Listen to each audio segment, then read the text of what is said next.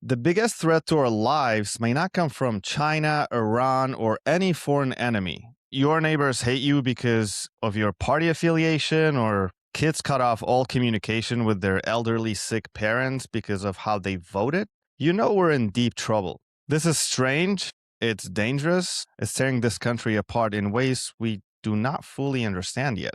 Today I'm joined by David Beckemeyer, host of Outrage Overload, to talk about how outrage became one of the most powerful weapons in American politics. Who benefits from keeping Americans divided, and what can we do before this gets worse? So, David, when politics starts breaking families, churches, workplaces, and neighborhoods, what does that tell us about the state of the country? Yeah, well, absolutely. Yeah, it definitely tells us that we're divided. Now, sometimes we have an overperception of that because there are a lot of folks that really try to keep pounding it into us that we're not sometimes we're not quite as divided as often shown in media and stuff, but there's truth to it for sure that we are divided. We, like you say, when you see these folks, breaking up friendships and Uncle Joe is not allowed to Thanksgiving anymore and things like that, that it's really become salient in our lives. And yeah, the path from there, the step from sort of that kind of just distrust of people with different political views, the step from that distrust to sort of more radical things is not that far. So this is why it's really important. So, what are some of the warning signs that political disagreements has turned into a social breakdown? At what point can we know that this has gone too far? Yeah, well, hopefully we don't get there. But yeah, I mean, I guess it depends on how you want to measure. I mean, with some countries around the world, that goes all the way to sort of civil war and things like that. But you start seeing escalating ideas where anti-democratic things seem okay if my side's doing it because my side is the righteous one that should win, quote unquote. And so we start to be accepting of sort of anti-democratic things when our side's doing it. And often we're not even really aware because we find a way to sort of, rationalize it that it's just good policy and this kind of stuff. But that starts to happen. And then that can even go as far as starting to feel like maybe violence is not such a bad way to get what we need because we're so right and they're so wrong and they're so dangerous. And so, I think those are some of the signs when you see people becoming more open to these kind of anti-democratic ideas and also even as far as being just more receptive to that. Yeah, maybe violence isn't such a bad idea. Yeah. So, how serious do you think is America's political division right now? Are we still dealing with normal democratic disagreement, or has this become something more dangerous? We're definitely on a path where it's heading towards that sort of a peak where we've had other times in the past when it's been pretty bad. Obviously, the Civil War was really bad and turned into a civil war. So we're not quite there right now, but there's almost like an information civil war happening out there. And you had Vietnam War, and in that period, those mid 60s, there was a lot of division then. So, we're in that same sort of realm. Like we're not all the way, well, I don't think we're at a peak or at the worst, but we're definitely on a path that's not good. And you don't want this to go much further. And also,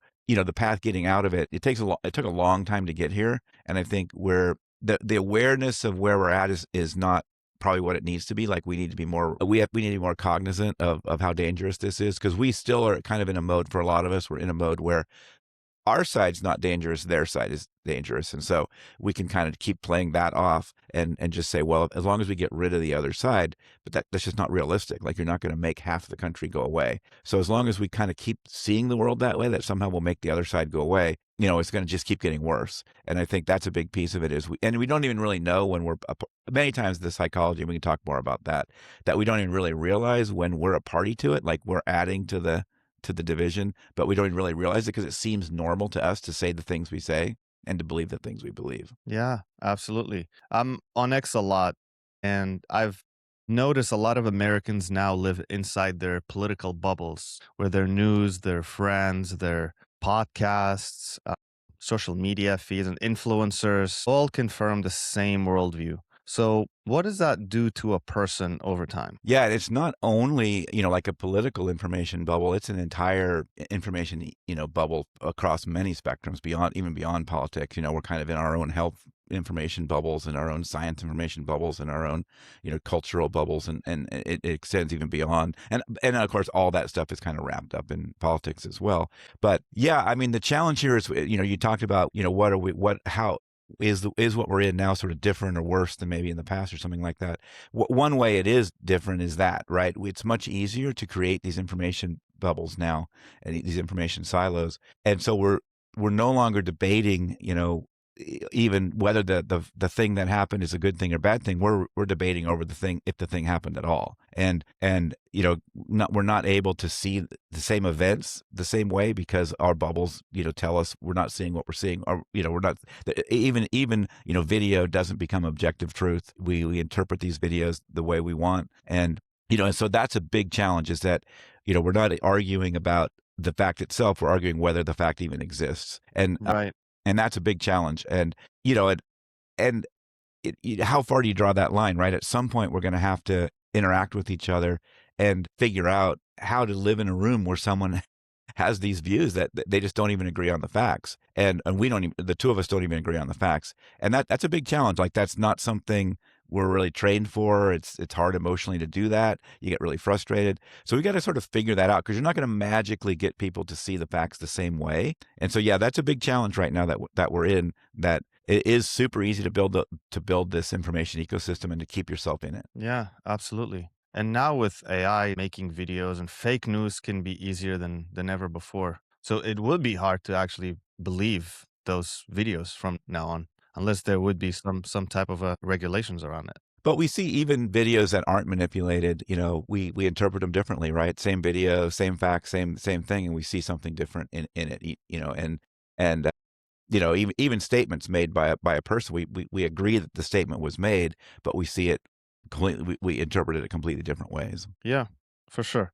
Who gets rich and powerful when Americans hate each other? Yeah, I mean, I think it's power as much as anything. You could even, you could put together sort of a, class warfare sort of. There's, tech elites somewhere, or some elite somewhere manipulating it. But in fact, you don't even kind of need that for it to be a situation that happens the way it happens, because, for many people, these incentives make sense, or because it simplifies their life, it simplifies their business model, right? If we do look at like social media and even other media, even any kind of media, really, if you can simplify the story, that I just need to sort of tell you how bad the other side is, that makes my job easier, right? I don't have to really go do a lot of research and things like that, and come up with a lot of facts and do digging and investigative journalism. I just kind of repeat. I just find something and then spin it as a narrative that this person did this terrible thing. See, I'm reporting for you that this person did this terrible thing. And so, and you're happy about it because, oh yeah, I knew they were bad. Like, you're showing me they're bad. I like that you're showing me they're bad. So from the media perspective, there's that. From the social media side, it's all about the clicks, and because we have an engagement incentive model, right? It's how much time do you spend on this platform, how much do you engage with it, that alone drives this behavior. We've done a lot of research on this, and we know that you don't even need algorithms. Like, this happens even as long as an engagement model is what you have there as the basis of it. It just goes toxic really fast. And so it's kind of us, like, we're the problem. But so that's why that world all exists. You don't even need some big plot to destroy the world. Now, the thing that I get frustrated about, that even when these tech media companies have all the information that shows it's very detrimental to us, they don't really care. They're not doing anything about it, right? They know that this is happening, but they don't really do anything about it. So they don't have the social good aspect to them. And then if you look at the politician side, it's the same story, really, right? So if I'm a politician, and what's my goal? I want to get elected, right? So that's my primary goal, is to get elected and to keep getting elected. And if it's easier to just sort of spend most of my time telling you how bad the other side is, yeah, that makes my life way easier. I don't even have to worry about policy that much, right? No one follows up on what policy I do or don't do. They just like that I get on sound bites. I'm on TikTok. I'm going on sound bites on TV and stuff. And I'm saying these things that sound good. So people like me. And nobody looks at my congressional record. No one looks if I'm actually getting anything done.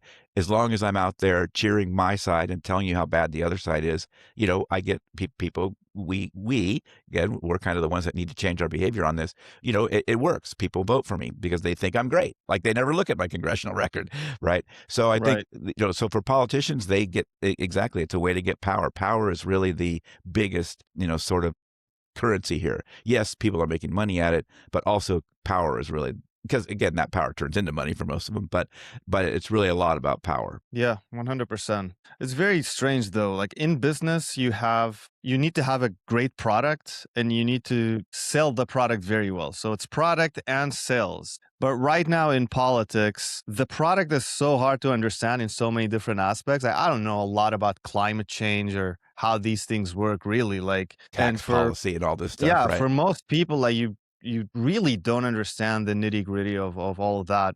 But at the end of the day, it just comes down to the perception, the sales part of it.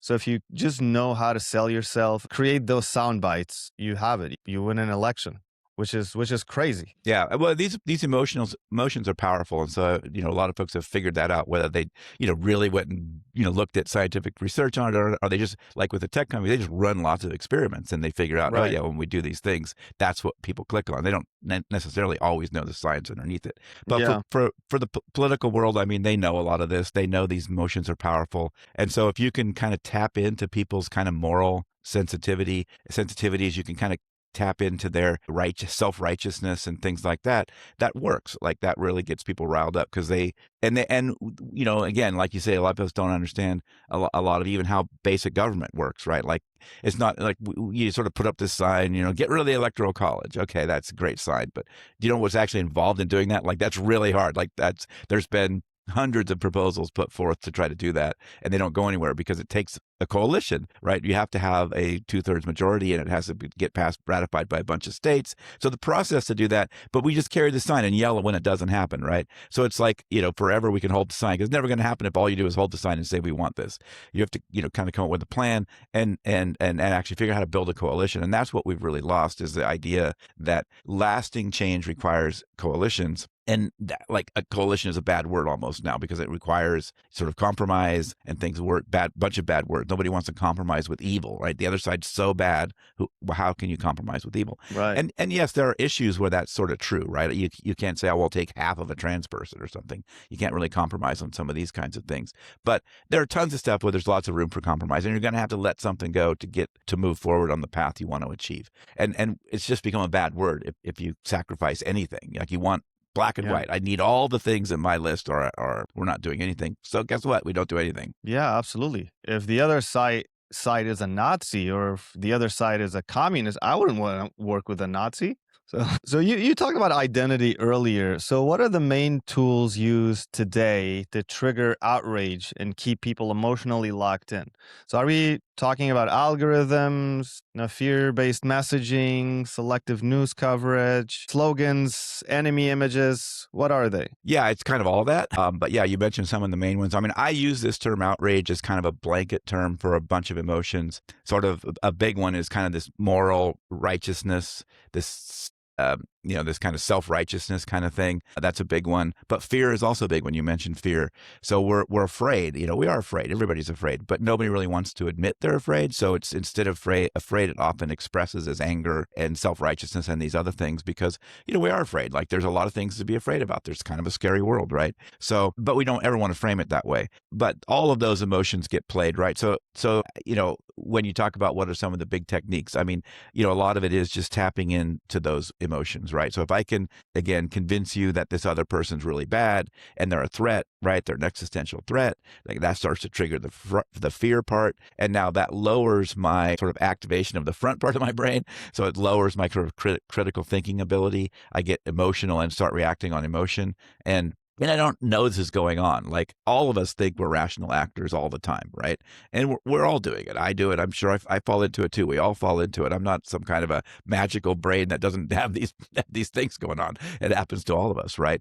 And the challenge there is to try to actually challenge for us is to use those triggers as the thing that says, oh, I need to step back from this for a second and reactivate, whether it's take a breath, whether it's box breathing, things like that. It sounds trite. It sounds, like you're just mumbo jumboing stuff, but you really do need to get your brain to re-engage again and get out of that emotional state. But it's super hard because they know once they've kind of got you there, it's really easy to keep you agitated. And we go back for the dopamine hit, right? That it feels good to win a Twitter battle or something, right?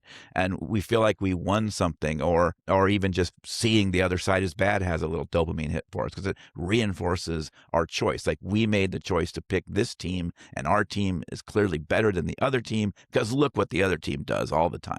So we get all these dopamine hits about that, and it feels good kind of in the moment. But in the meantime, like, did your life get better? Do you actually feel better? Like over the long term? No, you don't. You're still frustrated. You're still fearful. You're still agitated. So it doesn't really help in the long term. But it's hard not to, want that little hit of in the short term of sort of the dopamine hit, right? Yeah, I'm actually very interested in that. I want to ask you a question on that specifically. So, how can an ordinary person, an average Joe, tell the difference between being informed and being emotionally manipulated?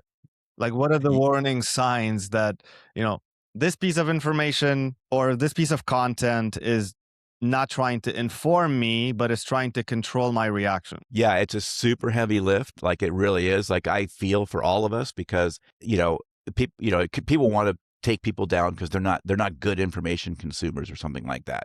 And yeah, there's some of that, like that some people are clearly better than others at this, but it's not easy. It really isn't.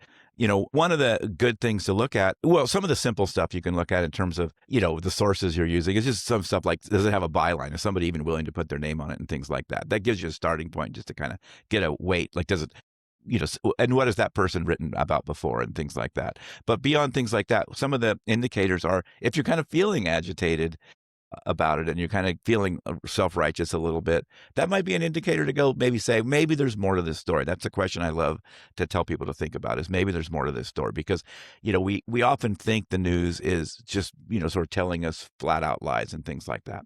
And that happens. That does happen. Most of the time, that's not really it. Most of the time, it's sort of they're leaving out some of the details.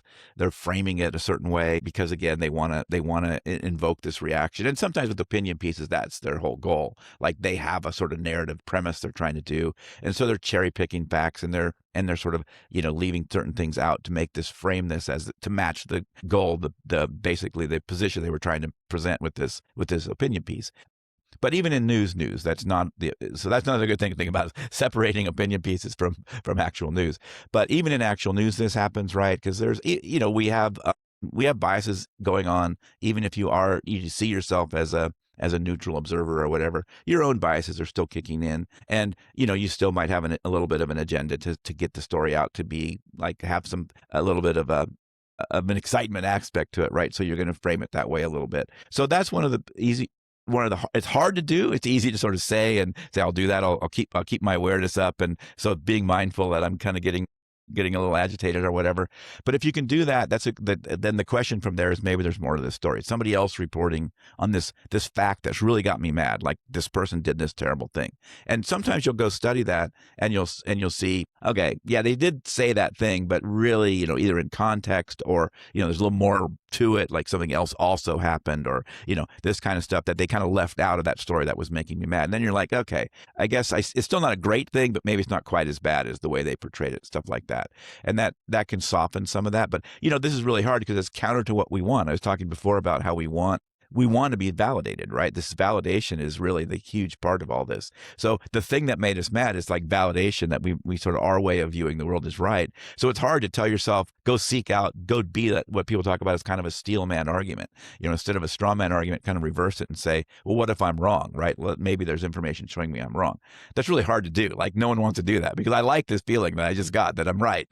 No one wants to sort of go look and say, oh, maybe I'm wrong. But that's a piece of it. You can ask yourself, whenever you're feeling those emotions, it's a good question to just sort of, maybe there's more to this story. I think if you're also, looking at, spending time on content, pick a day when you spend more time going deep instead of wide. So instead of sort of looking at 20 headlines, pick a topic you're interested in and go a little deeper on that. Again, I'm not saying go down necessarily,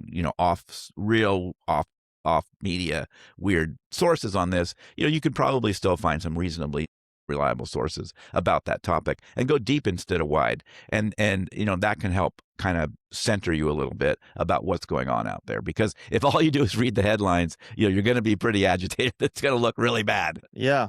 When I'm on X, like oftentimes, it's like I catch myself like, okay, I'm very agitated. You're right. Like what happens when people stop seeing political opponents as wrong and start seeing them as evil? Like this is a pretty dangerous game. At what point do you think political language becomes dangerous? Like what's the line that we can say, okay, at this point this is dangerous and we should stop? Yeah, and this is a big question that's being asked in the field now is what does what does that line look like? And are there historical, examples of this somewhere, that have happened? Because we often see people talking about in this space, sort of a rock bottom kind of idea, like we're going to hit some kind of rock bottom, and then we'll finally, realize that this is dangerous and we need to kind of find a way to kind of work our way out of this. But no one's really been able to clarify exactly what that rock bottom looks like, right? Before COVID, people used to say things like, maybe something like a pandemic where we'll have shared, common goal to survive the pandemic. Well, it didn't work out that way when we had the pandemic, right? It actually riled up things, right? Things got worse for a lot of reasons, and lots of people to blame for that. But that didn't do it. So something like a pandemic didn't do it. Something like January 6th didn't do it, right? So what does rock bottom look like is a big question here. But you're right that this is the reason, really the main reason why I got involved in this space, why I have my show, why I'm talking about it, for that exact reason, that we aren't seeing our political opponents as people with bad ideas. We're seeing them as bad people with bad intentions. They're evil. They're immoral. They want to destroy the country.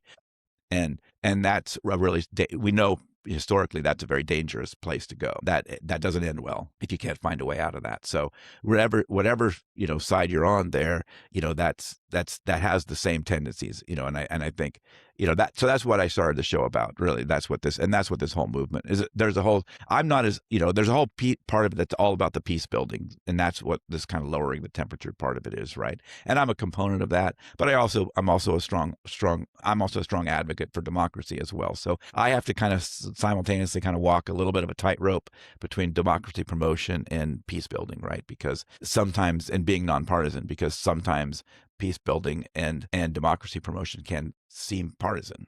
That's actually very interesting. I want to dig a little bit deeper into that. So how did you get involved in this movement? What is this movement about? When you talk about a movement, it seems like you're not just talking about yourself. What does it look like? And when did you get started in this movement? Yeah, well, it's funny. When I started the show, I didn't know that there was like these movements were out there. I didn't know that there's sort of this movement there's this one term is kind of this bridge building movement. Is one term, and then there's also kind of the depolarization is kind of another term that people use. And I did realize that there was some science working in this space, but I didn't really realize there was kind of a whole set of practitioners and a whole sort of outside science discipline kind of working on this. And so I discovered that. I didn't know that. And that's one reason why I picked the name. So that was in 2022 for me. And I picked the name Outrage. I put Outrage in the title because that seemed like the one thing that really captured a lot of this, that there's these people, these outrage merchants and this whole outrage industry trying to, as you say, keep us mad and divided and all that. So for me, it was kind of a layman's pathway to get there because I didn't know that this bridge building movement existed.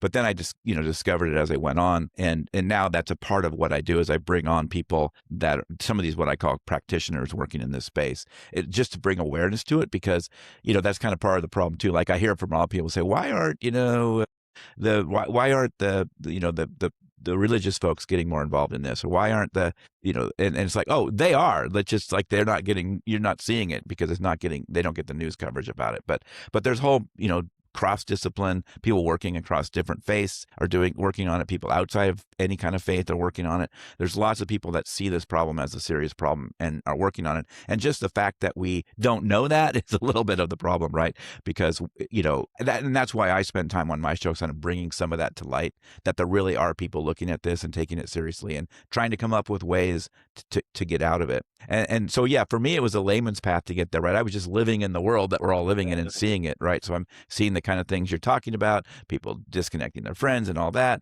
I saw it in my personal life. I was the guy out there getting in Twitter fights thinking I was doing something righteous in a Twitter fight and kind of like realizing like, this isn't doing any good. I'm not this is dumb. So then that was really a motivator for me. And then that caused me to go research all this and discover that both the science that's going on in it and also this whole practice of all these folks working on it. I love hearing about this. We need more of this for sure. How big is this movement? I'm not seeing you guys everywhere. Maybe because it just doesn't get clicks enough. Right. People like Outrage.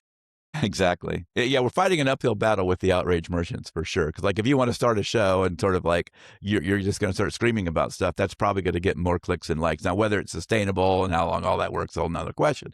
But yeah, so that so like there's one group that kind of is a collecting body. They kind of help people connect and kind of capture a lot of it, and it's the Listen First coalition, which I'm a member of as well. And there's over 500 organizations in that group, and I think Peter Coleman has found there's something like 5,000, of these sort of groups out there, maybe even more that we don't know about. But yeah, but it's not a huge movement in terms of like funding, right? Like we're all struggling for for a little bit of the pie compared to like one tech company, right? Like but as like 1,000 or 10,000 times the funding. So it's a movement that could definitely use more funding, but it does exist, and there's a lot of people working on it, and a lot of work being done in academia as well. Right. Sometimes I think about these issues and I'm like, okay, well, if I'm a candidate, if I truly believe the other side will ruin the country and they're using every tool, every tactic to manipulate their voters so they can get all the votes, why wouldn't I also use fear and some of these tools that I don't believe in to make those people vote in a different way, which I think ultimately is good for them? So what do you think about that? This is a kind of like a philosophical question, but it's a strange one because if the other side is using it, why am I not using it? Yeah, it's a great question. It's funny too because I'm a little bit of a gadfly in this movement because I ask those kind of questions, right? And I write about it. I have a Substack where I write about that kind of thing, and it is a tension within this space, right? And you have conversations about this. I've written about these kind of tensions quite a bit.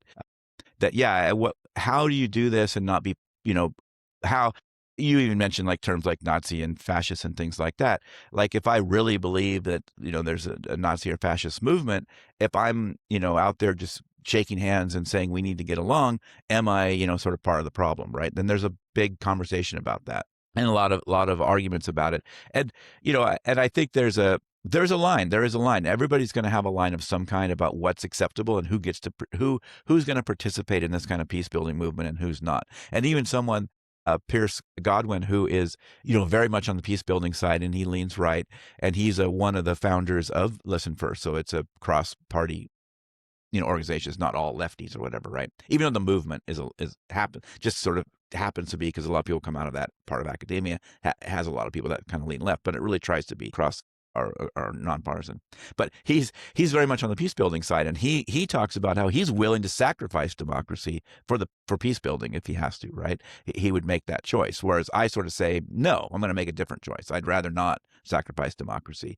So we do have to figure out where our line is and how this works. So for him, his line is basically he'll exclude people from sort of the peace building movement that are violent, right? If you're violent, or if you're not willing to participate in good faith, without disrespecting your opponent. So, he's got his lines. We all have our lines. His line's different than mine.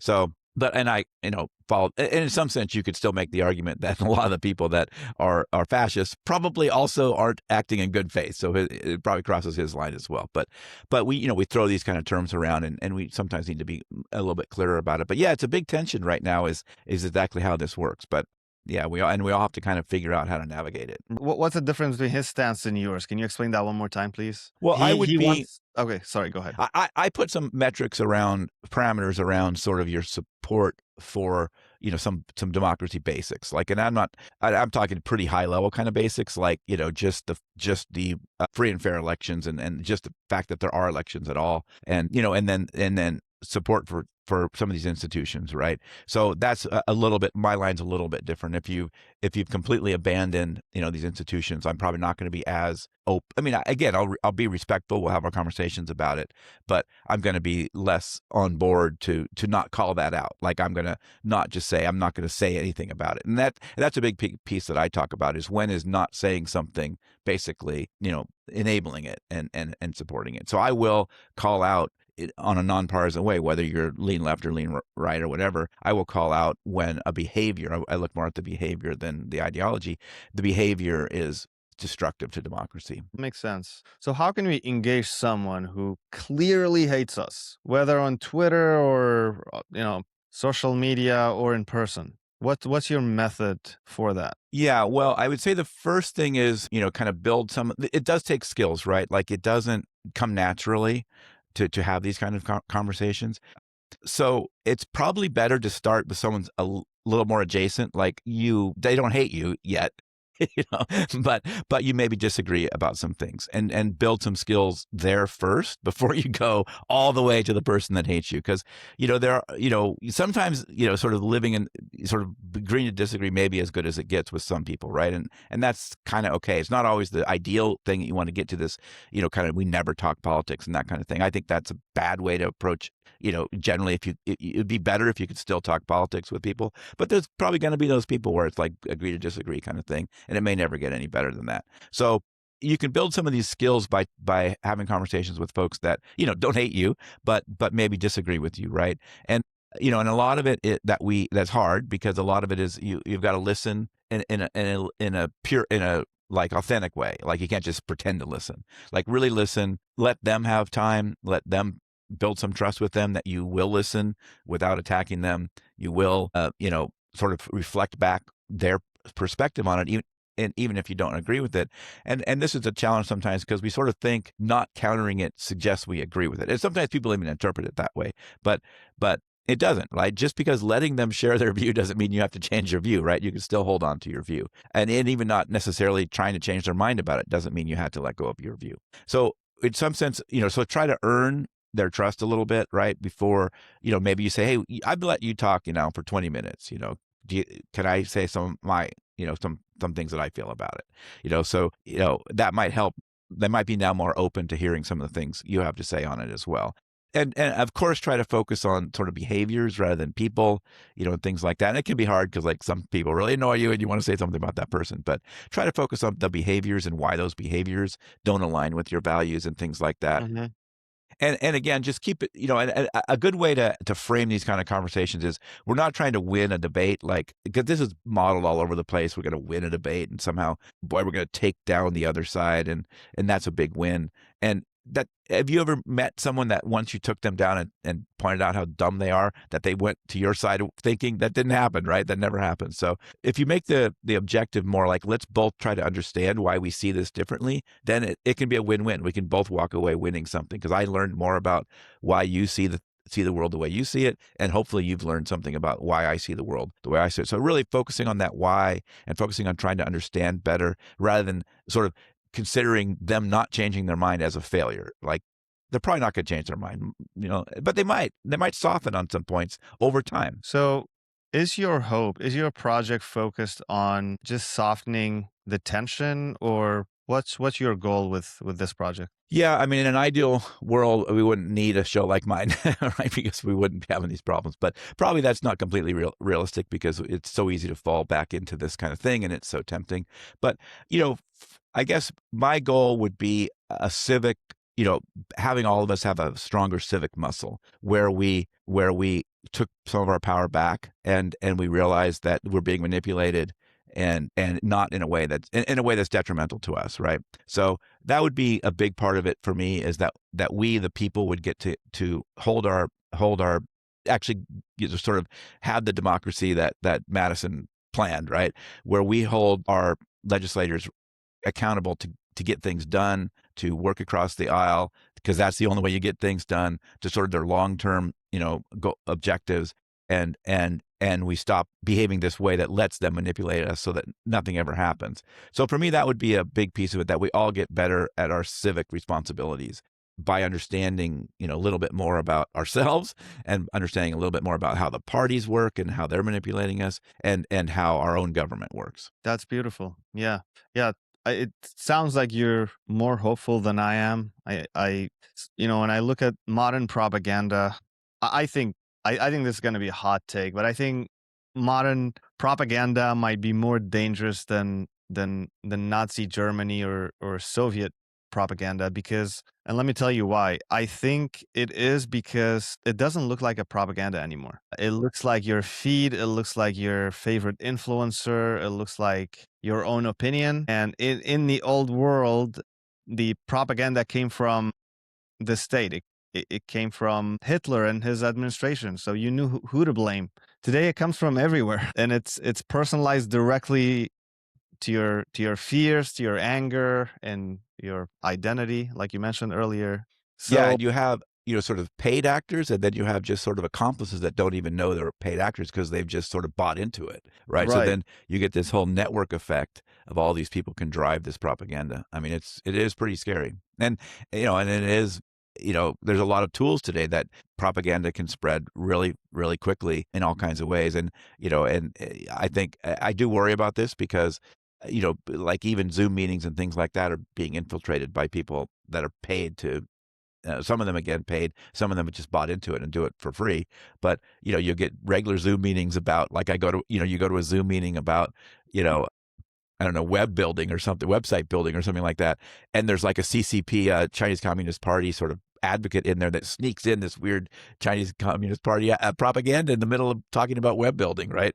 It's like it's crazy. yeah, it is. It is very crazy, and it's very dangerous and very scary. But it sounds like there's hope. There are people like you who want to be peacemakers and build bridges, which is awesome. What do you think churches and schools and workplaces and community organizations do to reduce the hatred that exists right now? Yeah, all of those are great, possible places, and many of these spaces are being used for this kind of work. I mean, it goes both ways a little bit because sometimes they're also used to build the division, create more division and things like that.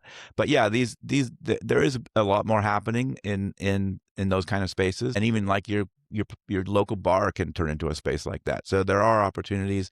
And you can make your own opportunities there as well. I interviewed a woman who started a bar in DC just to have as a place that could be a place for these what they call kind of these third spaces for conversation. So yeah, and those could play a big role, because they already have access to, they already are community building kind of places, and so it's a good place to start to bring people together. And you are seeing some of that happen. When you talk about sort of hope and all that. I will say that this work is a challenge on that front, right? Because sort of there's people that have been it's not necessarily a feel good space, right? There's people that have been doing this kind of work for 20-25 years, and it kind of doesn't feel like it's gotten any better, so you feel like it can be a challenging space. But yeah, I'm encouraged, to some degree by the fact that there are so many smart people working on this, and so many people care about it. They're smarter than me. They're they're better organizers than me, and all that kind of stuff.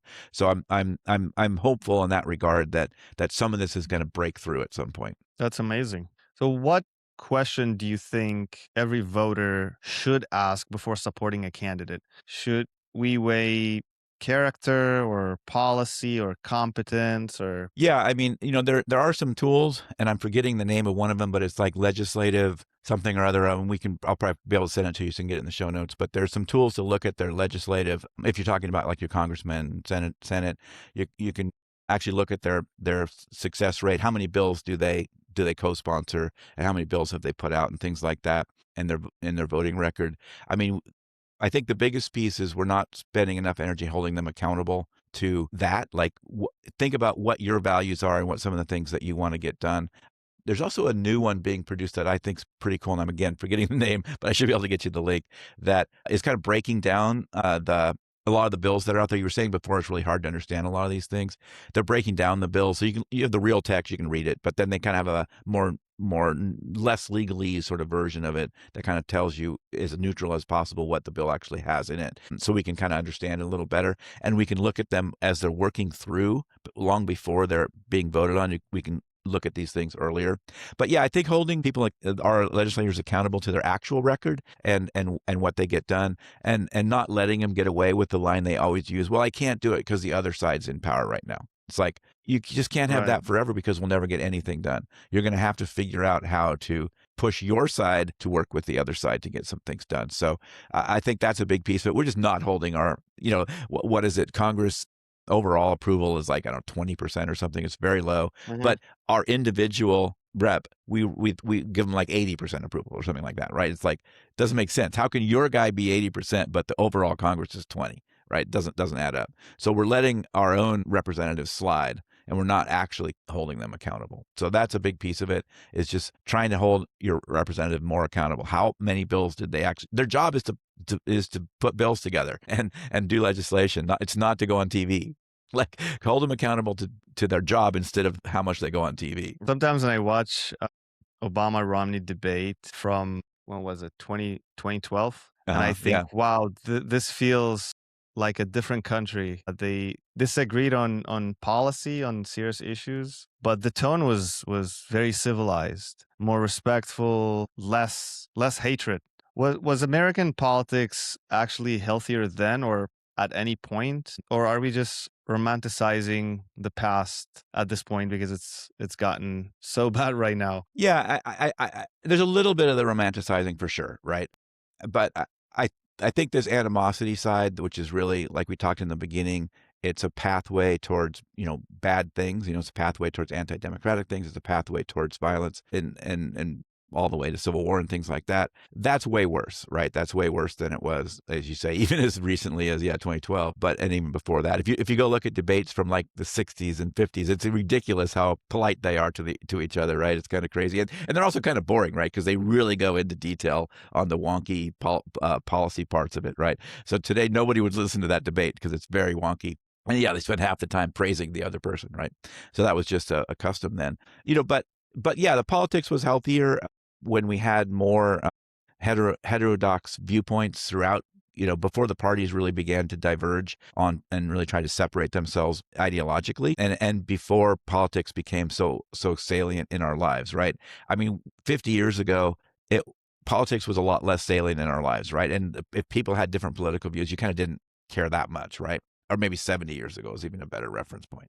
And it was normal to have kind of heterodox views because everybody kind of lived in their little world and they cared about the things they cared about. So it was not uncommon to have folks kind of, I care about this policy that's kind of being supported by Republicans right now. I care about that policy and they'd be cross-ticket voting. There'd be a lot more of that kind of thing. And now, we're very much more separated. You don't see as much of that. You don't see as much cross-ticket voting, split ticket voting and things like that. So yeah, we were a healthier democracy then for sure.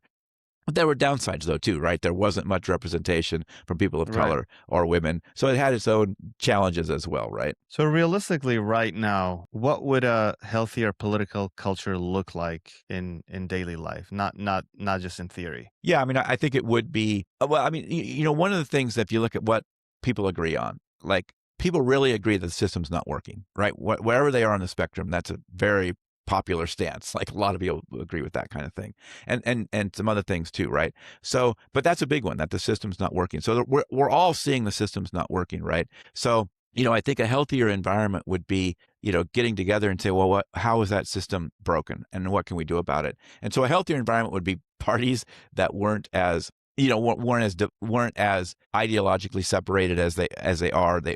Parties that weren't as sort of a big piece of the purity test kind of stuff, right? So the idea that not agreeing with the party about everything, you wouldn't be kicked out of a Twitter group or something for that. Like being accepting of people with those kind of heterodox ideas and making that normal again, like that would be a much healthier way of doing things. And in terms of what our politics would look like, it would mean sort of working together across the aisle. And again, the aisle would be a lot different if it was a healthier environment, right? The aisle wouldn't Right. feel sort of existential the way it does now. But it would be working across the aisle. It would be a more sort of accepted thing. Like that's a normal thing. And I think that's a big problem now is this kind of purity world we're in. Everybody has to align on every single issue, no matter what. And if you ever disagree with anything, you sort of get kicked out of the party in some way. And both parties have their version of that right now. I mean, the Republicans kind of have the Trump version of that. If you do anything against Trump, you're out. Where and the Democratic side sort of have their version of that. That if you do anything against these other lines that you cross, you are now no longer you're blackballed from the party, sort of thing. So I think that kind of stuff, eliminating that to a large degree, would be a much healthier environment for us. Right. What is the Democratic version of Trump? I'm just curious. Well, I don't think there's a Democratic. I don't think there's any version of Trump anywhere. I mean, he's a pretty singular idea or singular entity there. But well, in terms of the purity side, the Democrats have their version of purity. I don't know if the Democrats have their version of a sort of a Trump, I don't know, ideologue kind of person. But yeah, they're definitely have each side has their own sort of version of a lot of these same sort of properties about how they manipulate their party members. Okay, so they both use those tools to manipulate their voters. Well, in particular, this kind of purity idea right now, like you can definitely get kicked out, sort of, metaphorically, from your blue tribe if you sort of say the wrong thing, right? Or Right. that kind of thing. And likewise, sure. obviously, at the elite level, if you say the wrong thing, then Trump decides you're out. I mean, even if you're somebody like Marjorie Taylor Greene, who supported him like so much and then said the wrong thing, and she's out of the circle. Yeah, yeah. And you're right, it happens on both sides. It happened to Bernie Sanders in 2016. Right. So, Yeah. Yeah. The elite said, we don't want Bernie. yeah. Well, and you're seeing a lot of this infighting now with even the Mamdamis and the Tallaricos and Hassan Piker. You're seeing a lot of that kind of infighting on the blue side there. Yeah, which is crazy because at the end of the day, it hurts your own party. These guys are popular right now. If you just think strategically, you don't want to cancel these guys. Exactly. Yeah. I mean, you have a constituency there that you should lean into and understand why they see this person as their option, right? Like what is this person bringing that you're not bringing? Like maybe Right. do some self-reflection. Yeah, Right. that's talking about hot takes. That's my hot take about the Democratic Party right now. It's like, do some self-reflection, man. Obviously, people aren't are liking these people that have these positions you don't like. So go understand what that's about. The reason why they're cautious leaning into some of these popular voices right now is because independents are actually the majority in America. Both parties spend all their money to convince people in the middle to vote for them. Because if you're a Trump supporter, you're going to vote Republican every single time. It doesn't matter who the Democratic candidate is. If you're a Democratic socialist, you're never going to vote for Trump, or you're never going to vote for the Republicans. So I think most of their efforts is focused on people in the middle. So that's why they're cautious backing some of these candidates. That's my theory. Yeah, I mean, it's definitely complicated, and I'm not necessarily a political pundit. I'm certainly not a political strategist that's going to give these guys recommendations. But yeah, we talk a lot about that sort of, sometimes it's called the exhausted majority too, right? But just this idea of these people, the large majority of folks are really upset, just kind of over all this political infighting. That doesn't necessarily mean they're. I think the political spectrum is a bit broken in general, right? The whole left-right thing, I think, needs to be rethought. But yeah, they're certainly more moderate when it comes to sort of the rhetoric and that kind of thing, right? And they're more moderate in terms of how they feel about the people on the other side and stuff like that. They aren't in that sort of I hate the other side kind of mode, right? Mm-hmm. And they don't like the I hate the other side kind of mode. And that's another thing that kind of gives me hope. The fact that there's a lot of people that, as you say, want to self-declare as independent. They don't want the label of Republican. They don't want the label of Democrat. And I think that's where our future sort of lies, right? Now, what I think a lot of people get wrong is they think all of those people are like a unified group that all look at the world the same way, and they're not. That's certainly not true. Within that independent, quote unquote, cheap piece, like you say, which is where all the money gets spent. They're all trying to get some chunk of that independent vote. But they're definitely not one thing, right? There's many Right. things within there, and we know that many of people that declare themselves as independent still vote usually, more, maybe more Republican or more Democrat, but they are willing to do some split ticket stuff as well, which again is that group that I think is our future, the people that are willing to sort of let some of that political tribalism go and pick the person that they think is going to, give them what they want. But yeah, so that's a piece where I get some hope that the fact that there's fewer people that want to identify with either party, and there's so many people that are sort of don't want to see the world as the other side is evil. Right. Even though sometimes they have a little bit of that in them, but maybe not as much.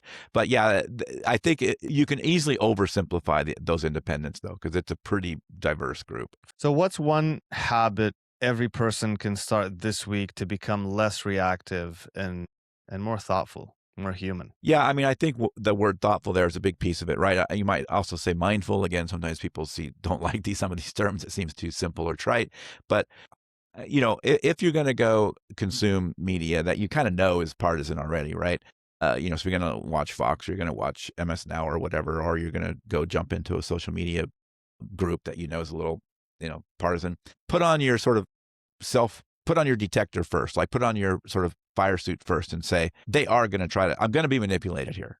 They're going to say stuff that's going to try to get me riled up. And if you go in with that mindfulness, it can help when they do say one of those things, you go, oh, they're doing the thing that I thought they were going to do. Yeah, they're doing it now. That can really help you a lot to sort of say, oh yeah, they're doing the thing. And I'm sort of not going to fall for it right now. I'm going to maybe investigate that a little more or whatever. So that's one thing, is sort of inoculate yourself a little bit, right? Kind of just go in with a mindful presence. And yeah, and everybody wants kind of the magic trick of how to consume news. And I don't have a magic trick for that, because there is no one news source I can send you to that's always 100% accurate or always not going to put a spin on things. And particularly if you're talking about the opinion side of it, right? But it doesn't mean that some of the sources that are bad are always bad. Like sometimes, a source that you think is the worst, or even is not rated as highly, or can actually do some good stuff sometimes. So it's not necessarily true that every single thing coming out of some of these sources is bad. Likewise, not everything coming out of a place like the New York Times or the Wall Street Journal is always perfect, or always great. Right. Like they have their own challenges. So it is an uphill battle. I will say a couple of tools that you can think about looking at is there's one called 1440, which is like a newsletter. So you get an email a day that kind of they do this human curated stuff. And so the stuff that they include in there, and so it'll be like a 15-minute read of today's news, or sort of yesterday's news, obviously. And but the sources that they pick are usually pretty even. Like they won't include a source if it's really crazy. So if you do drill down into the links that they give, that they'll usually be a pretty reasonable source, and their summary of it is usually a pretty reasonable summary, trying to be pretty nonpartisan. So 1440 News is a good one. There's another one called Tangle, which is a daily thing, and they do a deep dive. So 1440 News is kind of a summary across a bunch of spectrums, whereas Tangle sort of deep dives on sort of one topic a day. And they do what they say, they kind of frame it as they capture articles from the left, from the right, sometimes from the middle, and then they kind of have this thing they call their take, which is like their sort of opinion analysis of it. So that's a good one. They have a free version of that, but they have a paid version as well.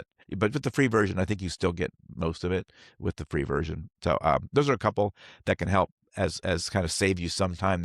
Somebody else has already sort of done the curation on those, and that's a good spot. And then there's also, I think it's called The Flip Side, which is another one of those ones that publishes a newsletter that looks at a couple of issues and sort of has a from the left, from the right kind of split on it. This is amazing. I didn't even know these guys existed. From the mainstream media, which one of those are more balanced? Yeah, I mean, it's hard. Yeah, because they're not. None of them are super consistent on it, right? I mean, everybody sort of gives the advice of, look at something from the New York Times or the Washington Post, and then also look at something from something more right leaning, like the New York Post or the Wall Street Journal or something, right? And that's not the worst advice ever, but I will say, it's not always going to work either. And it's a heavy lift. Now I got to read two things, and both of them might have problems, and I got to kind of fish through and figure out which are the sort of problematic parts of it. So I get that that's not necessarily realistic. So unfortunately, I mean, I would say, try to stick with sources that do have a byline and are sort of known, and maybe even within those journalists, start picking the ones that seem to have a better reputation for being a little more neutral and even-handed, and start to read the articles from those people. So you might pick, a few that kind of lean right and a few that kind of lean left but they seem to be kind of, even-handed about it, and then maybe focus on those, the pieces from those journalists. And a lot of these journalists have moved to Substack too, by the way. So there is good content on Substack. If you look at their history of where they were before, you can find good content on Substack as well. But you can also find a lot of really bad misinformation rabbit holes.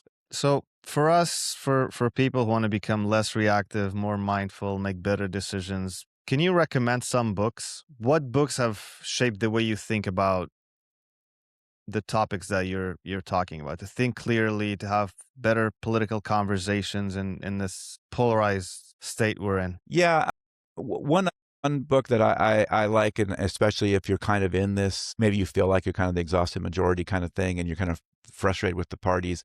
There's a book called The Myth of Left and Right by Hiram and Vernon Lewis, and two brothers that wrote that book. And it's a good sort of example how a lot of the whole left and right thing is kind of a made up thing. Like it's kind of just more sort of psychological than it is, sort of ideological. So that's kind of an interesting book on that topic. I mean, you can look at the Peter Coleman book, The Way Out, is a kind of a classic in this space, and that will give you a lot of this idea of he has a lot of some of the history and how some of these kind of patterns have happened in other countries and how they work their way out of it. And then he has kind of his recommendations for what, he thinks a way out might be for us. So those would be a couple of examples you might start with. There's a huge, I can give you another link that would be like I have a whole sort of bibliography of books that I recommend as well, and I can point you to that. And Listen First, actually, I mentioned the Listen First group. Listen First project is online, and they have it's a little hard to navigate to find it, but they also have a huge, perhaps it's too many, list of references of books that you can look at. Yeah, I bookmark all of these guys. Thanks for this conversation. I really enjoyed it. I'll definitely read some of these books too. I'm a avid reader. I love reading and always learning more about things. So, just before we wrap up, where can people find you? Yeah, so the easiest way is at our website, outrageoverload.net. And then from there, you can find our contact. I always answer emails. So if you want to have a question or something, feel free to shoot it over to me. My contact info is there. And that's also how you could get to our Substack and the events that we hold, and as well as the podcast and actually podcast, because we have a few others, but the flagship is called Outrage Overload. So yeah, outrageoverload.net will get you everywhere. That's amazing. I'm very interested to see what's next, and I'm very interested in what you guys do. Thanks, Awesome. David. Yeah, thank you very much. It was nice speaking with you. Nice speaking with you too.